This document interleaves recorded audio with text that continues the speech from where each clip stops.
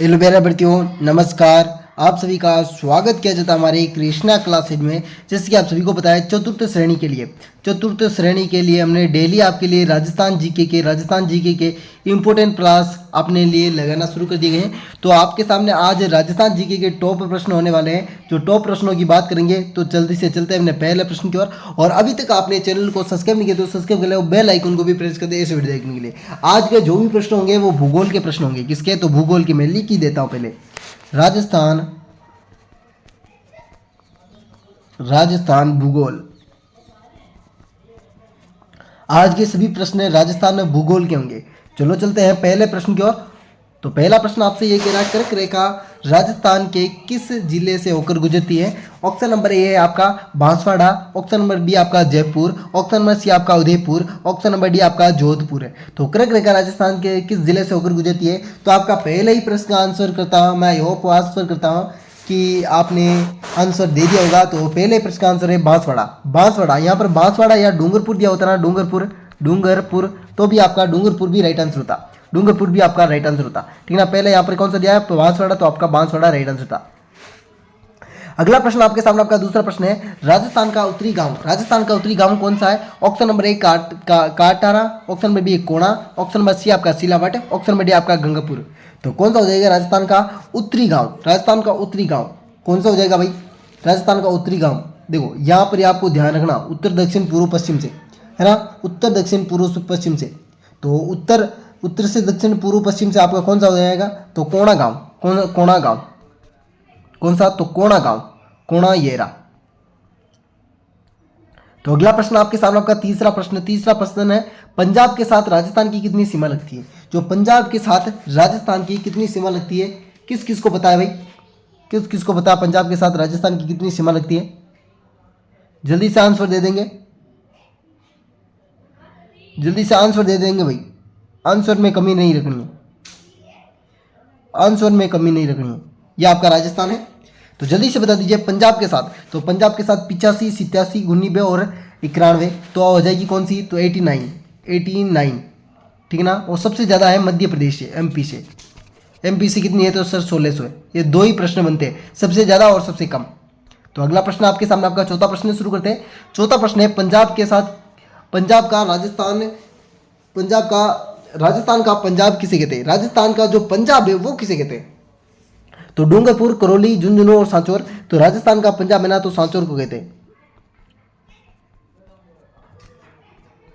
अगला प्रश्न आपके सामने, आपका पांचवा प्रश्न है, पेजिया के कितने भाग होते हैं? ऑप्शन नंबर ए है 2, ऑप्शन नंबर बी है 3, ऑप्शन नंबर सी आपका 4, 5, ऑप्शन नंबर डी आपका 7 है। तो पेजिया के कितने भाग होते हैं? तो जल्दी से आंसर देना चाहिए। इस प्रश्न का आंसर आप सभी का आ जाना चाहिए। तो इसके दो भाग होते हैं। कौन से दो भाग? तो उत्तरी और दक्षिणी। इसे किस नाम से जानते हैं? तो आगरा और गोंडवाना।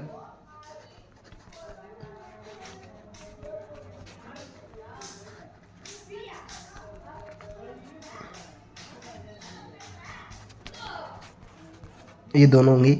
अगला प्रश्न आपके सामने, आपका छठा प्रश्न है, संपूर्ण थार मरुस्थल का अकेला राजस्थान में कितना प्रतिशत है? तो संपूर्ण आपका थार मरुस्थल है, उसका राजस्थान में आपका कितना परसेंट है? जल्दी से बता दीजिए, राजस्थान में कितना परसेंट है? तो 61%, 62%, 70% और 95%। और यह प्रश्न आपका पहले पूछा गया प्रश्न था। तो यह प्रश्न आपके सामने 62% हो जाएगा, कितना? 62%। तो अगला प्रश्न, आठवां प्रश्न है आपके सामने, तो राजस्थान का सर्वाधिक विस्तार किस जिले से है? तो राजस्थान का अरावली का विस्तार है ना, जो मैंने राजस्थान यहाँ पर बोला है, राजस्थान में अरावली का विस्तार सर्वाधिक किस जिले से है? तो जयपुर, जोधपुर, उदयपुर और बीकानेर। राजस्थान में सर्वाधिक अरावली का विस्तार किस जिले में? भाई राजस्थान मैंने बोल दिया है, यहाँ पर लिखा नहीं है, कोई बात नहीं। तो अरावली का सर्वाधिक विस्तार भी कह देता तो कोई बात नहीं। तो आपका हो जाएगा उदयपुर।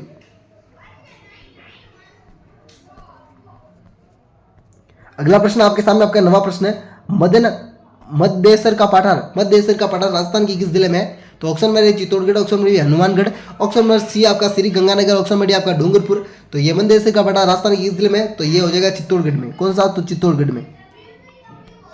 तो अगला प्रश्न आपके सामने, आपका 10वां प्रश्न इंपोर्टेंट प्रश्न है, बढ़िया है। तो 10वां प्रश्न आपके सामने ये प्रश्न पूछ रहा है, मृदा का पीएच मान होता है, जो मृदा किसे कहते हैं? मिट्टी का पीएच मान पूछा आप सभी से, मिट्टी का पीएच मान। Option number A 5, option number B है 7, ऑप्शन नंबर सी है आपका 8, ऑप्शन नंबर डी आपका 9।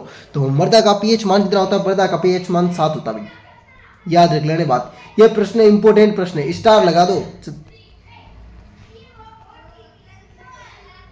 तो अगला प्रश्न आपके सामने 11वां प्रश्न है, बंगाल की खाड़ी का अफवाह तंत्र में शामिल नदी है। बंगाल की खाड़ी में, बंगाल की खाड़ी के अफवाह तंत्र में कौन कौन सी नदी शामिल है? जल्दी से आपका आंसर आना चाहिए, बंगाल की खाड़ी वाला। किसी का भी आंसर चूकना नहीं चाहिए इस प्रश्न में, यह प्रश्न किसी का नहीं चूकना चाहिए। तो चंबल नदी, बनास नदी, बाणगंगा नदी और उपयुक्त सभी। तो देखो अरब सागर की बात करता, अरब सागर, अरब सागर, तो अगर अरब सागर में आपकी देखो लूनी नदी कौन सी? तो लूनी, एक मिनट, हाँ बिल्कुल। तो एक तो आपकी लूनी नदी कौन सी? तो लूनी, एक तो आपकी लूनी नदी हो जाएगी, एक पश्चिमी बनास हो जाएगी, ठीक है ना, पश्चिमी बनास और साबरमती और आपकी माही, ये तो आपकी अरब सागर से, कौन सी? तो अरब सागर से। अगला प्रश्न आपसे बनता है कौन सा? तो ये बंगाल की खाड़ी से। बंगाल की खाड़ी से तो देखो चंबल भी निकलती है और बनास, बनास नदी और बाणगंगा, और एक नदी कौन सी बची है? तो गंभीरी नदी, कौन सी? तो गंभीरी, गंभीरी नदी भी यहाँ से निकलती है, ठीक है ना। अगला प्रश्न आपके सामने बनता है, आंतरिक जल प्रवाह की तंत्र है। आंतरिक जल प्रवाह का तंत्र है जो 60% है, कितना? तो 60%, ठीक है ना। वो सबसे कम अरब सागर से ही है, अरब सागर का सबसे कम 17%, ठीक है ना। अब आपके 60% है जो है आंतरिक है, जो जिसमें घग्गर, घग्गर नदी, ठीक है ना, ये शामिल होती है, कांतली, कांकनी,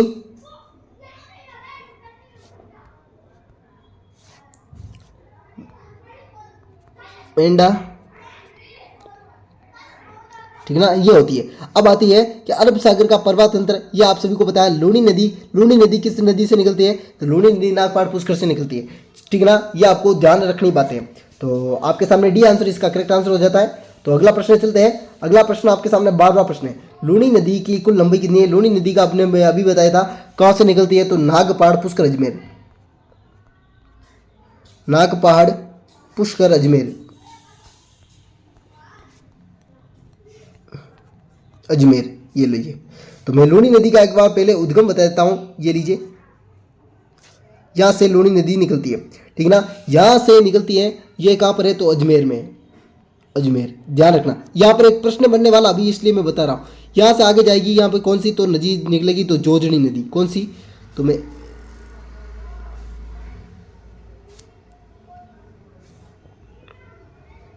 ये नदी निकलेगी कौन सी? जोजड़ी नदी, जोजड़ी नदी, ठीक है ना। आगे चलेंगे, वापस आगे चलेंगे, आगे चलेंगे। इससे पहले इधर एक नदी निकलेगी कौन सी? घुइया और बाड़ी, बांडी, बांडी, एक तो इधर जाएगी एक इधर जाएगी, ये बांडी नदी, कौन सी?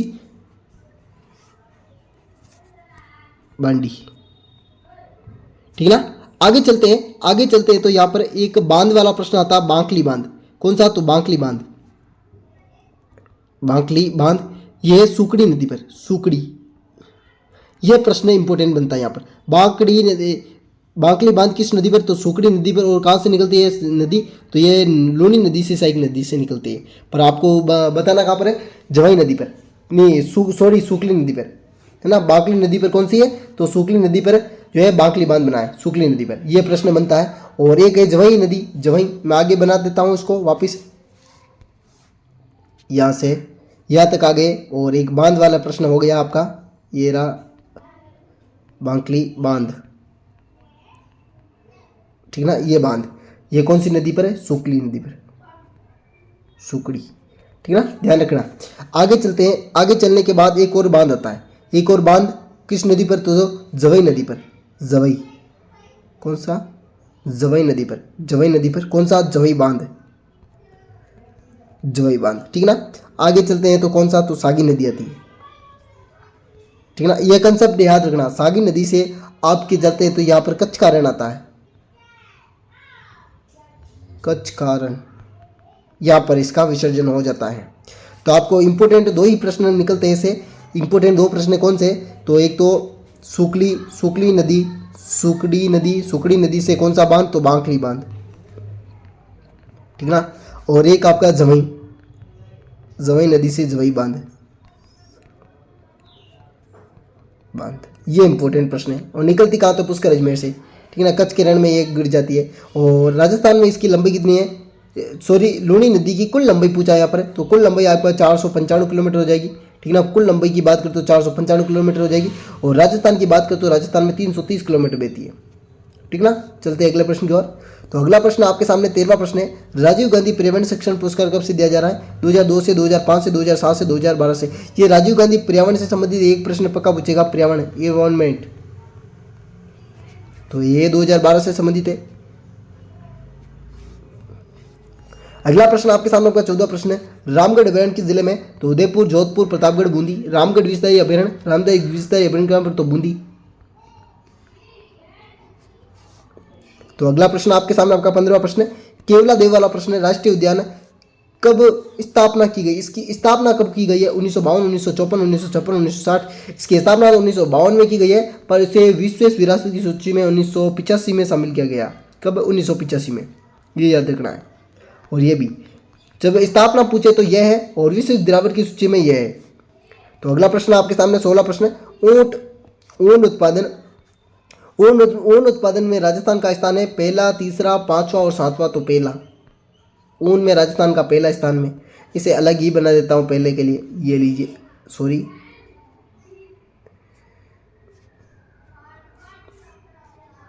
एक नंबर। अगला प्रश्न आपके सामने आपका 17वां प्रश्न है, राजस्थान में, यह प्रश्न तो आपको पता है, रीट में भी आया हुआ प्रश्न है। और राजस्थान में वनस्पति घी का पहला कारखाना कहाँ खोला गया था, कब खोला गया था, सॉरी खोला गया था भीलवाड़ा। और कब खोला गया था, 1961, 1962, 1963, 1964। तो कौन सा हो जाएगा, तो 1964 आपका राइट आंसर था। अगला प्रश्न आपके सामने 18वां प्रश्न है, राजस्थान में सर्वाधिक लिंगानुपात वाला जिला, सर्वाधिक, तो कौन सा, डूंगरपुर, राजसमंद, पाली और प्रतापगढ़। तो ये भी नहीं है, ये भी नहीं, ये भी नहीं, पर डूंगरपुर आपका राइट आंसर है सबसे ज्यादा।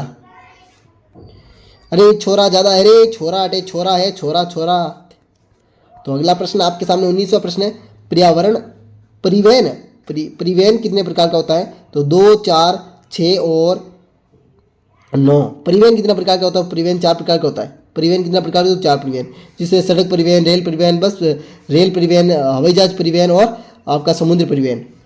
अगला अंतिमा प्रश्न है, मीरा महोत्सव किस जिले में मनाया जाता है, तो उदयपुर, भीलवाड़ा, चित्तौड़गढ़ और हनुमानगढ़। तो मीरा महोत्सव आपके चित्तौड़गढ़ में मनाया जाता है, ठीक है ना। मीरा मई का छतरी भी यहाँ पर है, और संत रैदास की छतरी भी है यहाँ पर, रैदास की छतरी भी है, ठीक है ना। कुंभा स्वामी मंदिर भी यहाँ पर, कुंभा स्वामी मंदिर कहाँ पर है, तो चित्तौड़गढ़ में। ये आपको बात याद रखनी है। और आपको वीडियो कैसा लगा आप सभी को बताना है कमेंट बॉक्स में। और आज थोड़ी तबीयत खराब है, इसकी वजह से क्लास थोड़ी अच्छे से नहीं हो पाई है, पर अगला वीडियो में अच्छे से हो पाई है। तो वेलकम साथियों, अगले वीडियो मिलते हैं इसी प्रकार वीडियो के साथ। राधे राधे, अलविदा, जय श्री देवरान की। और आप सभी को पता है अभी राजस्थान में जो है नदी का माहौल बहुत बड़ा बन रहा है, नदी वाला सीन बहुत ज़्यादा हो रहा है। इसलिए आपको अपने घर से कभी नहीं बाहर निकलना, ठीक है ना। आप घर से बाहर नहीं निकलना, जहाँ पर भी हैं आप, जहाँ पे स्टडी कर रहे हैं तो वहीं पर रहें, क्योंकि हमारा अजमेर में भी हालात बहुत ख़राब है। अजमेर के, जयपुर के, पाली के, बीकानेर, जैसलमेर, ठीक है ना, जहाँ जहाँ पर नदियों की ज़्यादा संभावना होती है वहाँ पर बहुत ज़्यादा संभावना, बहुत ज़्यादा भयंकर और अलर्ट कर दिया गया है इन जिलों में रेड अलर्ट भी अभी हुआ है साथ ही, ठीक है ना। आपको ध्यान रखनी ये बातें। तो आप घर में रहे, सुरक्षित रहे, खाएं और पिए, मौज करें और मस्ती से पढ़ाई करें। और चतुर्थ श्रेणी की है मात्र आपके सामने, बहुत कम ही 3 बचे हैं, 2 महीने की तैयारी बहुत है आपके लिए। बस चलते हैं, वीडियो मिलते हैं, राधे राधे, अलविदा, जय श्री देवनारायण की शिक्षा।